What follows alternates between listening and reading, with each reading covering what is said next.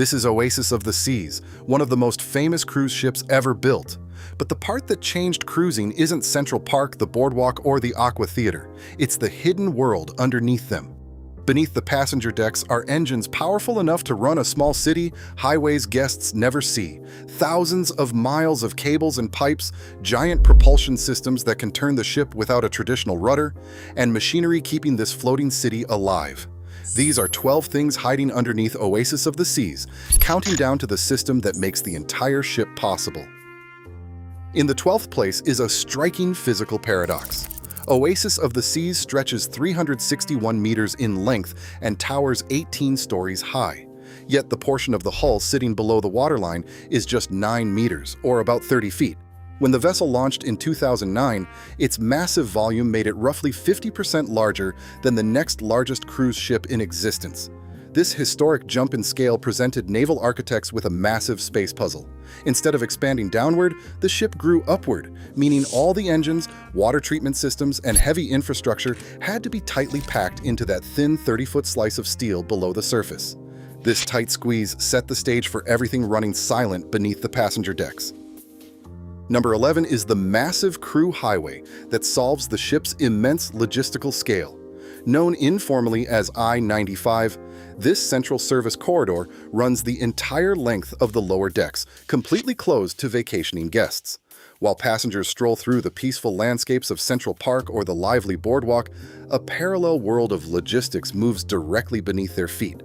Provisioning teams use this highway to transport food, luggage, housekeeping supplies, and heavy engine spare parts. Separate service routes handle waste removal, while dedicated high-capacity freight elevators lift tons of cargo directly to galley complexes and storage rooms. This backstage road ensures guests experience a quiet resort, effectively dividing Oasis into two separate ships, one built for leisure and the other for constant, unseen labor. In the 10th place is a hidden population larger than many small towns.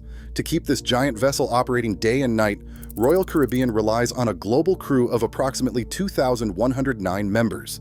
This large workforce spans bridge navigation, heavy engine room operations, industrial culinary production, constant housekeeping, and professional medical support services.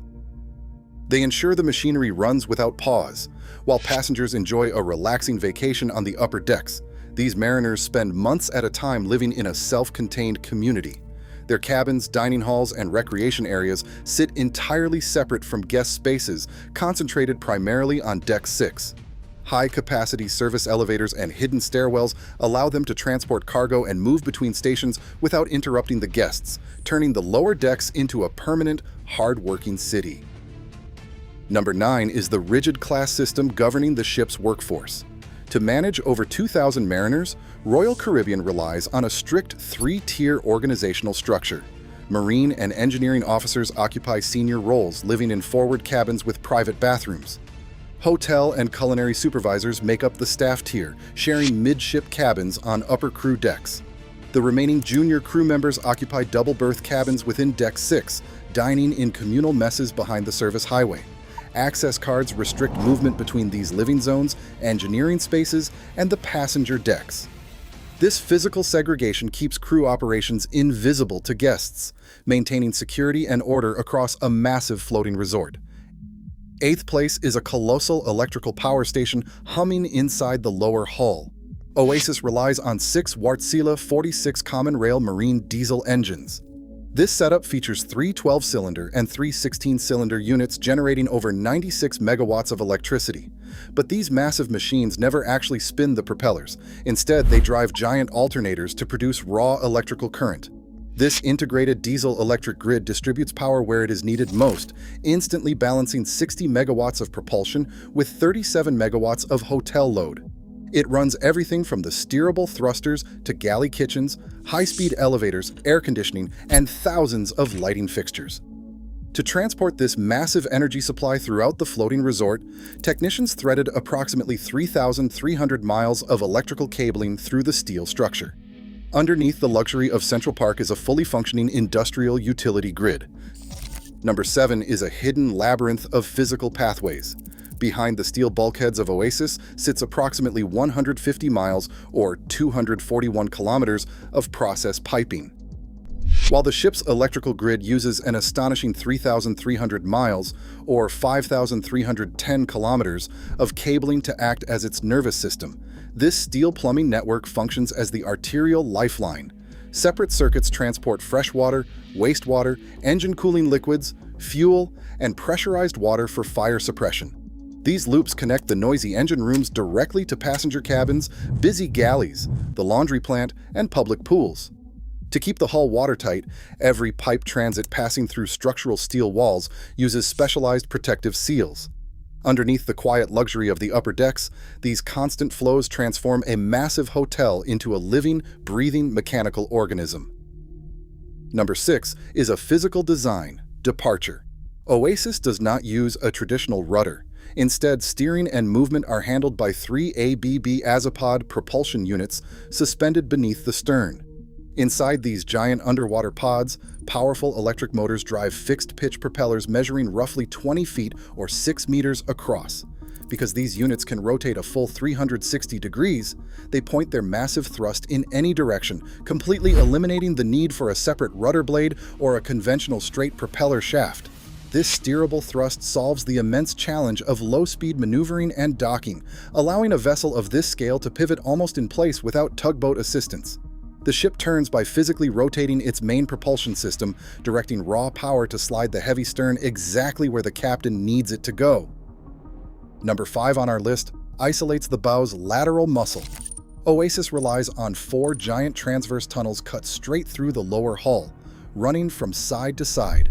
Inside each sits a massive 5.5 megawatt thruster, combining for 22 megawatts of sideways force. This delivers nearly 30,000 horsepower dedicated solely to pushing the ship's nose laterally. While the rotatable stern azipods handle primary propulsion, these separate bow units only activate during low-speed maneuvers. Working in perfect coordination with the pods, they allow this massive vessel to slide sideways into tight ports without needing help from tugboats. Number 4 on our list. The hull is far from a simple hollow chamber. It is a massive steel honeycomb. Engineers constructed this colossal frame from roughly 181 prefabricated grand blocks, each weighing an astounding 600 metric tons. Within these modules, builders integrated heavy frames, thick bulkheads, machinery room sections, and fuel tanks before final assembly. Altogether, this puzzle consists of approximately 500,000 individual steel parts welded into a rigid grid. Rather than creating a single continuous interior, this modular architecture divides the lower vessel into hundreds of independent, watertight cells. This structural matrix safely cradles the heavy engines, process piping, and massive fuel supplies. By splitting the hull into separate protective pockets, the ship establishes its primary line of defense long before the active stability systems ever engage.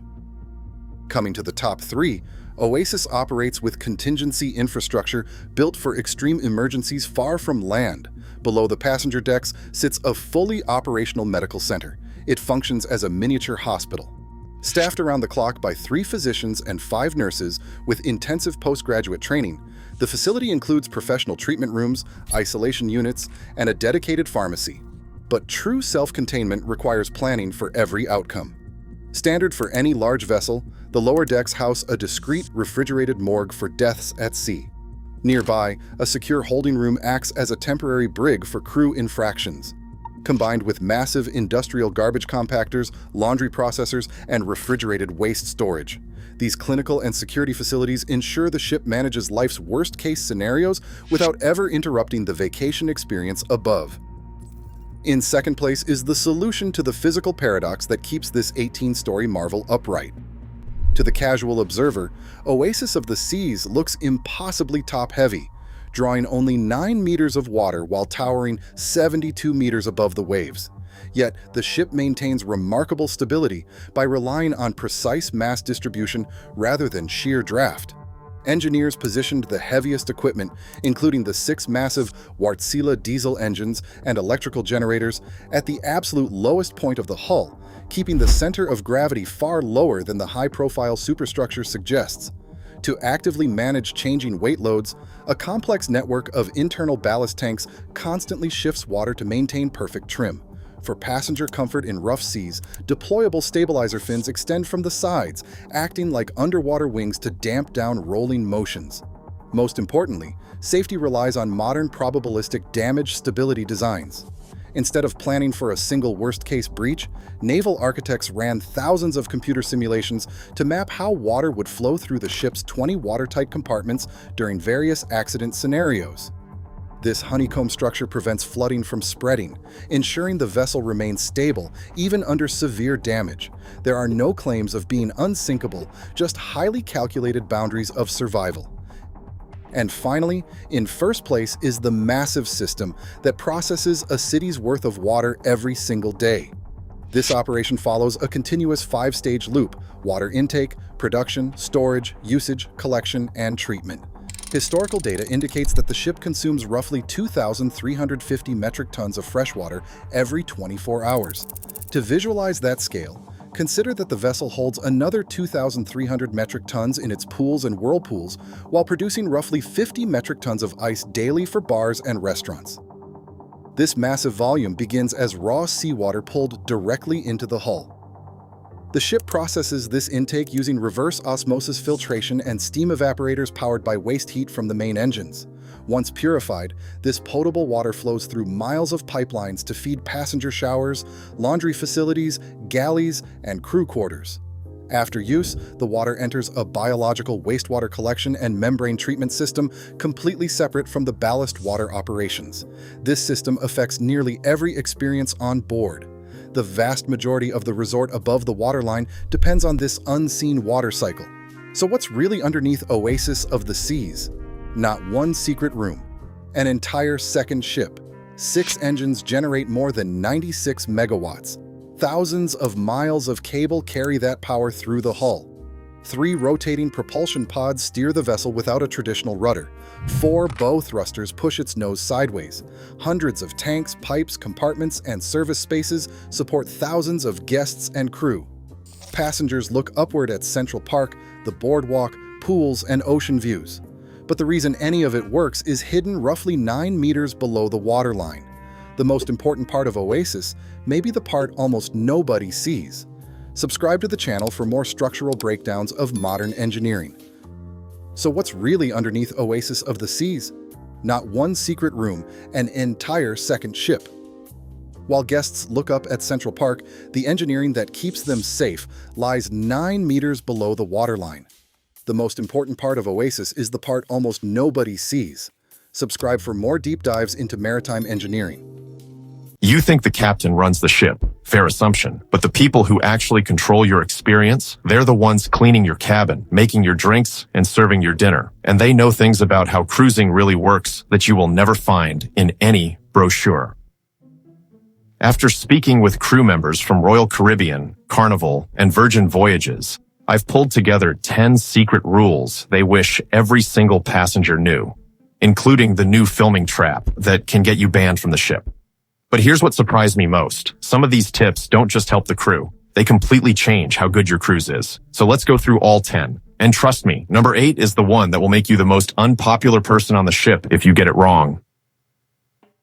Below the passenger decks, there's a hidden corridor that runs the entire length of the ship. The crew calls it the I-95. It's on deck 0. Passengers never see it, but it's where everything actually happens. Crew quarters, laundry, kitchens, storage. It's basically a secret city underneath your feet. Now here's why you should care. Let's say guest services tells you no. Maybe a restaurant is booked out. Maybe you want an extra pillow and they say there aren't any. Most passengers get annoyed. They argue. They demand a manager. Smart passengers do something completely different. They ask their room steward politely. Because down on the I-95, there's an informal barter system. Your steward can trade a favor with a laundry worker, a waiter, or a kitchen hand to get you exactly what you need. No paperwork, no formal request. It just appears. But, and this is the important part, it only works if you've been kind to your steward from day one.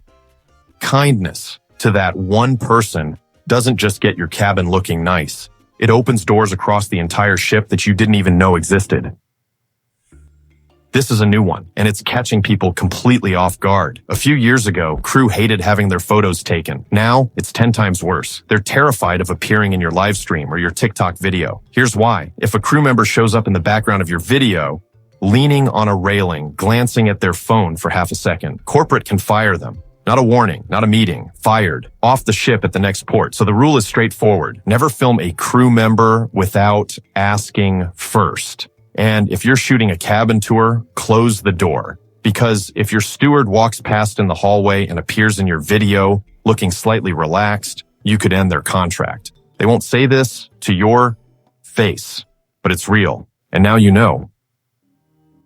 Every cruise ends with a passenger survey. Most people rush through it. They tick very good and move on. But here's what the crew told me. A very good rating, corporate treats that as a failure. Only excellent counts. Everything below it is basically worthless. But what genuinely changes a crew member's life is when you mention them by name in the survey.